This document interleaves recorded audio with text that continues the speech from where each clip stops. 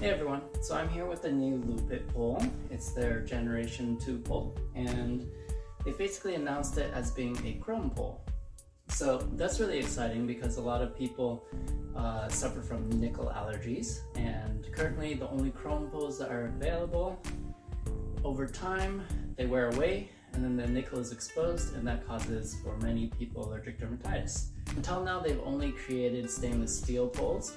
So I was really curious, and I thought I'd give it a review. A portable pole, so it's not the one that has like a permanent fixture up top that you can do the quick release thing with the cart. Now the chrome aspect of it is a little confusing because as we understand it, or as most people understand it, chrome is a plating. Usually the underlying material is nickel, so if the chrome layer is too thin, or in many cases it's just that it's an old pole, then people start reacting to it. You know, when we do drops, sometimes we can get burns.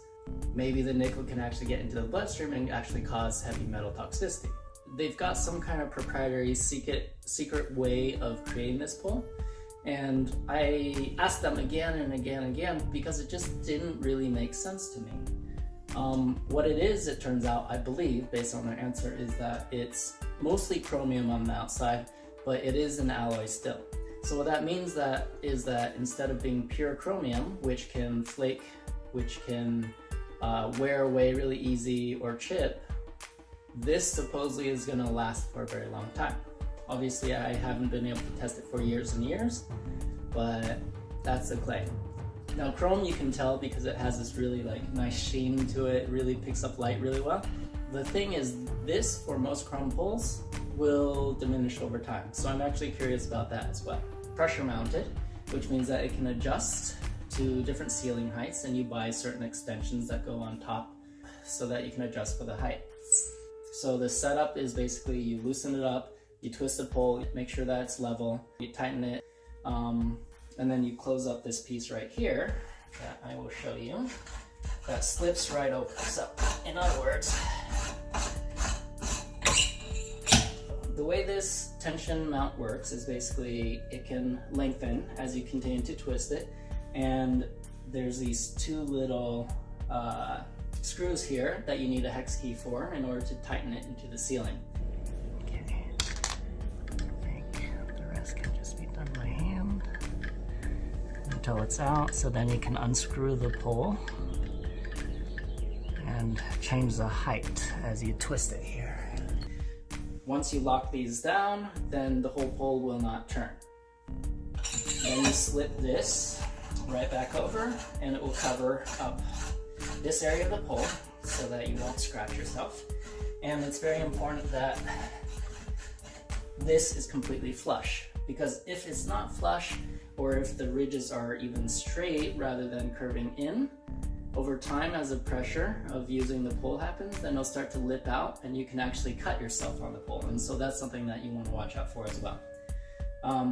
In this case, they've actually curved it in just a little bit on all the segments, on all the pieces, so that this doesn't happen over time, which is a good thought. All right, here's some close-ups. I want to show you what I mean. We have right here, here's a joint, and you can see that if I were to slide over this, I want it to be nice and smooth, and you can see how the edges are kind of curving in. If they are flush, or if they don't curve in like that, then over time, as the pressure of the pole goes down, so these two pieces kind of meet together, just like that, then it'll start to lip and start sticking out, which is also a point of cutting. So that's what I meant by that. Now I do have to say, I really do like this minimalistic design on the base. I like how thin it is, I like how unobtrusive it is. It really does allow me to do some floor work, which I tend to spend most of my time close to the floor, where the floor meets the pole. And so not having anything in the way, or feeling like I can roll close to it, or I can transition around it without possibly cutting myself or bruising myself, is really nice. Chrome in general, from my personal experience, it tends to stick better. That's one reason why a lot of people like it, is because they feel like they have better grip. Stainless steel tends to be more slippery for most people. Now everyone's different, every climate's different, everyone's got is different, like if they're more dry skinned, or if they're in an area where it's more humid or it's hotter, that can all change things. So take it as a grain of salt what I'm saying, but at least for me, I've noticed that stainless steel tends to slip more and chrome tends to stick better. But the problem is I can't trust chrome poles for not bleeding heavy metals into me. I would have to say that it feels maybe a little stickier. Again, it depends who you are, where you are, so I don't know what it's going to be like for you. I found the install to be quite quick and easy, so I really appreciate that. For pressure mounted poles, you're always going to have a hex key, but the hex keys that they require, they're a little bit like non-standard. So I understand that there's probably a design reason for that, for the keys that they chose, but at least for me, it was a little bit of a hassle to find the right keys. Now, they do provide the right keys, so that's nice, but hypothetically, if I lost the keys, which in my case I did, finding a new key can kind of be a pain in the butt.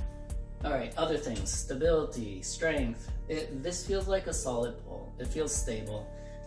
If I really push into it, if I really apply pressure into it, it doesn't move at all, which is really important. Pressure mounted poles, that's something that is commonly an issue, is that over time, you may not even realize it, but you're hitting it or you're applying force into it, and even if it's just the smallest amount, it can become looser and looser over time, and then it can buckle on you at some point and just collapse.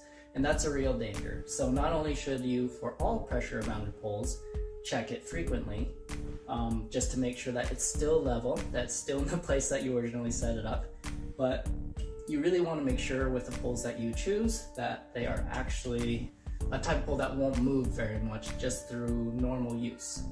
On the other side of the spectrum, if the pole is too stable, if it's too hard, which I find brass poles to be quite hard, if you strike it or if you hit it with your body, which obviously you don't want to, but if you did, it hurts. It doesn't have any give to it at all, and that can be something you want to avoid as well. So you want it firm, you want to have the metal to have some give to it, but you don't want it to be like super aggressive and super hard. Of course, the height of your ceiling can matter as well, but a lot of that comes to the thickness of the material and what materials they use. Now, one thing I don't really like about this pole is that while installing and messing around with it, I noticed that this top piece right here, which actually sits in between the ceiling mount and then this base where it tightens, it can move. It's difficult to move here, but it does spin. And so the thing is, when you work on a static pole, you want it to be completely static. When you work on a spin, it should spin easily. You don't ever want something halfway in between. And that's something that can be really frustrating if you're doing a sun spin move and it shifts on you. That's something that I really would rather not see. But that is also something that's very common in multi-piece poles. X-pole, the way they do it is they actually have a screw that goes in there that makes sure that the piece won't move. However, that screw often actually is a point of cutting, because there's a hole right here and it's not rounded off very easily, and so if your skin slides over it, then it can actually slice open your skin. So I don't know what the right solution is. I just know as a poler, as a frequent user, that those are some issues. This is on static right now, but if I'm twisting it back and forth like this, there's just a little bit of give. And most of the time that's not something that you can avoid as a home pole, or even several studio poles which do have a pin in it, then it will shift a little bit, but I'm very picky and I would rather poles not move at all if they're set on static pole.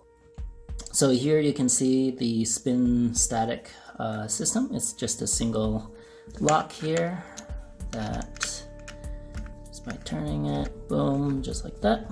It should be a little more. Okay, and now we're on spin. So spin is definitely one of the better parts about what Lupit has to offer.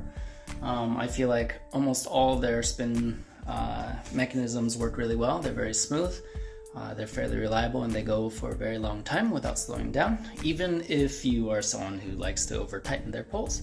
Not that I recommend it.